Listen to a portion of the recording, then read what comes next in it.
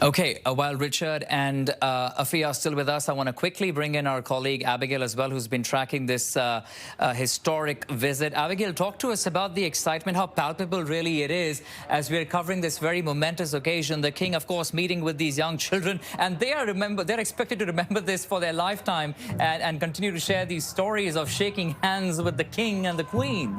Abigail.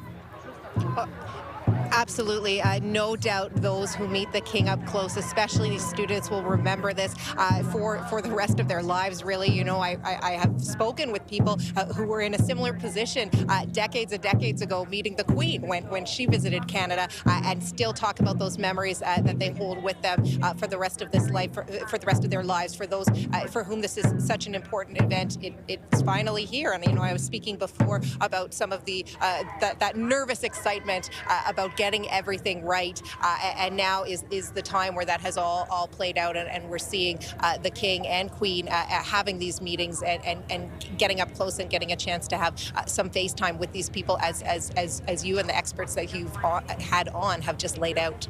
Yeah, Abigail, stay with us. Richard, I want to bring you in this moment. As we were discussing, this is truly King Charles III. He has always loved being with people, communicating with people, and here he is meeting with these young students, children who have lined up from schools around Ottawa to greet the King and the Queen. What a beautiful moment on a beautiful day in our nation's capital, Richard. Yeah, I think this is a really strong way to start the visit. We have all the Canadian symbolism. We have meeting all the dignitaries who, again, it's just another opportunity to see them because he knows them so well.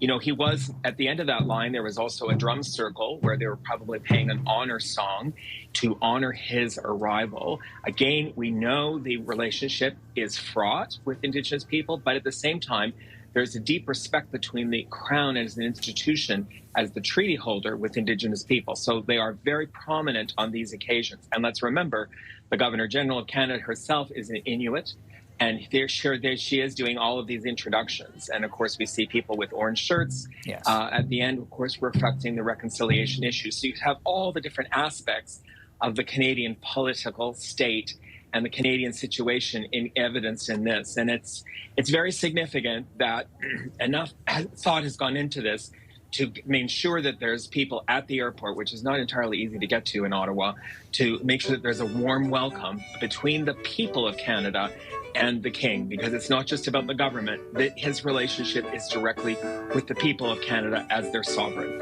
Indeed, a very important moment, and very well said there, Richard, about the fact that we're seeing Assembly of First Nations, a chief who's there, Inuit Kanatami president is there, Métis leaders are there, and of course the orange T-shirts, which symbolizes so much more when it comes to the whole talk and efforts of reconciliation. Let me bring in Afia once again. Afia, we've been talking about how King Charles has this fondness for Canada on his 20 such visits. This is the 20th one. And while he is the role, as a role of the head of the state, the monarch is expected to really avoid straying into politics. But only this year alone we have seen how the King praised Canada, raised the maple leaf flag in the month of February.